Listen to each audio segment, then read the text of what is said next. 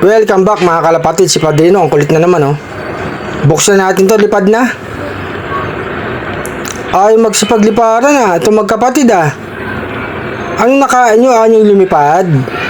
Pinakawala na nga ay pang lumipad mga kalapatids. Ayan si Maestro, lumipat, si Batik. Lilipad na yan mga kalapatids. Bugawin na natin, ay lumipad na mga kalapatids. Si Padrino, pakawalan ko na, ang kulit na naman eh. O lipad ka na. Eto si Dilubasa, binuksan ko na yung pinto. Kailangan itong Romonda kasi may training na naman sila mga kalapatids. Lipad na. Merong naiwan sa loob, yung magandang ibon. Lumipad, karating lang kasi kanina, pagod pa yan. Eto na nga yung mga alaga natin mga kalapatids, 5 sila. Kasama isang babaeng ibon dyan, si Lady RC mga kalapatids. Maganda naman ang panahon. Paikot-ikot lang dito sa loob natin yan mga kalapatids. Andito naman si Lady RC nakatambay. Ano yung mga ibon natin, lumapag na sa babong mga kalapatids. Siyempre si Padrino, lagi naman yan maunang bumabayan. Mabilis umuwi yan ng pangwala yung ibon.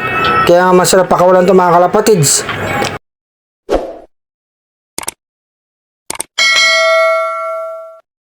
Ayan na. Iikot yan mga kalapatids. Hop. Tapos papasok na sa loob. Ang bilis talaga nito ni Padrino. Ibang klase ka talaga. Akala mo naman kasali sa training. Ang bilis umuwi. Lapag ko na yung pagkain. Pakainin ko yung magandang ibon para makatukaan siya. Siya lang mag-isa dyan sa loob mga kalapatids. Para makabawi. Ayan. Bumaba na mga kalapatids. Tuka na. Kumain ng magandang ibon. Tapos yung mga stock bird sa atin, pinakain ko na si Padrino. Ang kulit na naman, kumakabit na naman oh. Bigyan ko na ng pagkain to. Ang kulit mo, ito na pagkain mo. Kumain ka na Padrino.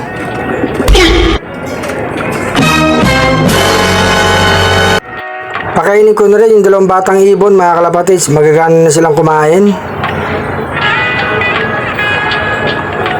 Sige, tuka.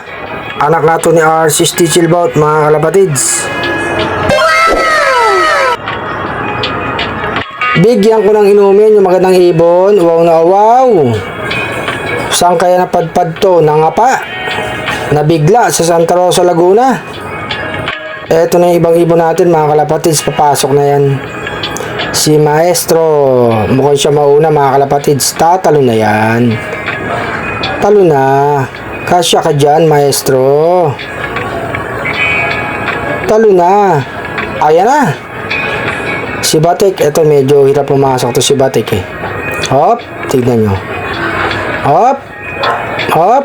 Saan ka papasok Batik dyan? Mamili ka na ng butas. Hop. Batik, ayan na. Tumulong ka na. Hop. Ayan na Batik, sakto yan. Ayaw pa rin. Ayan na. Ayaw talaga. Ayan, tumal na mga kalapatids. Si Lady RC nilang tatalon na mga kalapatids. Si Dilubasa nasa labas din mga kalapatids. So akala ko pumasok na to. Oh, talon na. Ito nga si RC Love mga kalapatids. Magandang araw.